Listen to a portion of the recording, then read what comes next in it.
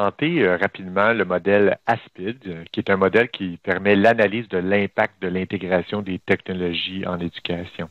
Alors, ce n'est pas un modèle parfait. Par contre, c'est un modèle qui, à notre sens, permet de bien aider à réfléchir, à savoir si les technologies qu'on compte mettre en place, bien, finalement, elles ont un impact positif chez l'apprenant. Parce qu'au bout de la ligne, une bonne technologie, bien, elle doit mieux faire apprendre les apprenants. C'est ça l'objectif final, bien entendu.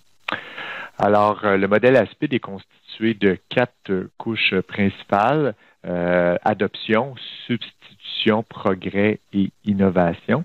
Si on regarde un peu dans les détails comment se présentent ces 4 couches-là, alors la première couche, soit la couche d'adoption, cette couche-là, elle va être présente en tout temps. Alors, à toutes les fois qu'un enseignant va vouloir commencer à intégrer une nouvelle technologie, bien, il y a une phase d'adaptation.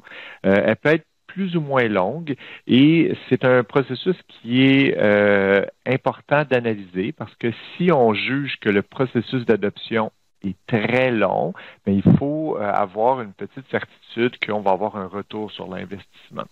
Donc, peut-être au début, quand vous êtes à vos premiers balbutiements, à vos premiers essais au niveau de la technologie, peut-être choisir, déterminer des technologies avec lesquelles vous aurez une courbe d'adoption plus courte, ce qui va vous permettre peut-être de vivre au début probablement de meilleures réussites. Deuxième couche, c'est la couche de substitution. Alors, dans cette couche-là, juste ici, c'est une couche où est-ce que c'est une étape, en fait, où est-ce que l'élément fondamental ne sera pas changé. C'est-à-dire qu'on va amener une technologie, mais elle va essentiellement faire la même chose que dans un enseignement conventionnel. Alors, il n'y aura pas plus d'efficacité, il n'y aura pas d'avantage vraiment.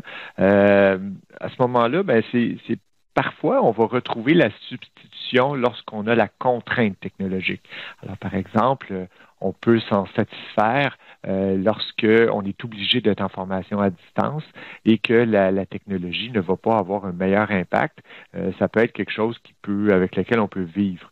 Par contre, parfois, ben, le coût associé à l'utilisation de la technologie fait en sorte, et lorsque l'impact est seulement de substitution, fait en sorte que parfois, on peut peut-être laisser tomber au final cette technologie-là. Pour continuer dans les étapes, je vais vous montrer tout de suite dans le modèle ASPID, ben, il y a un élément qui est important, c'est qu'en toutes les étapes, à tous les niveaux, il peut y avoir détérioration, c'est-à-dire qu'au final, l'enseignant juge que la technologie n'amène pas une plus-value suffisante au niveau de l'apprentissage ou au niveau de son impact pédagogique.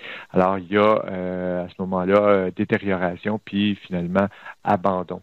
Alors, c'est possible de retrouver l'abandon à différents niveaux.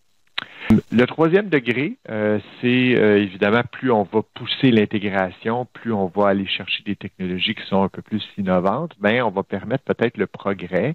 Alors ici, à ce moment-là, on peut avoir des technologies qui vont améliorer substantiellement l'efficacité de l'apprentissage ou l'efficacité de l'enseignant. Par exemple, un quiz qui est auto-corrigé, qui permet à l'élève de se corriger lui-même plus rapidement ou même de manière asynchrone au moment qui lui convient, pourrait être une forme de progrès, je vous dirais, par rapport à d'autres éléments, évidemment. La dernière, c'est l'innovation. L'innovation, c'est assez simple, c'est l'utilisation de technologies qui permet une approche pédagogique ou une activité pédagogique de manière unique. Donc, on peut imaginer que cette méthode-là, ce moyen d'apprendre-là ne pourrait pas exister sans l'utilisation de cette technologie-là. Alors, évidemment, on ne va pas tout de suite au niveau 4. Ça dépend de l'engagement de l'enseignant, à essayer à savoir est-ce qu'il est capable d'adopter, est-ce qu'il est assez patient pour pouvoir adopter les éléments. Ça va dépendre aussi du processus d'adoption par les apprenants et c'est pas une équation simple. Il faut déterminer ensemble est-ce que les apprenants vont bénéficier de l'utilisation de ces technologies-là? Est-ce qu'ils vont être capables de les apprendre? Est-ce qu'ils vont être capables de les utiliser? Est-ce qu'ils auront les outils technologiques pour les utiliser correctement? Et tout ça, mais ça sert à réfléchir, à savoir si nos activités pédagogiques utilisant la technologie, est-ce qu'ils sont efficaces?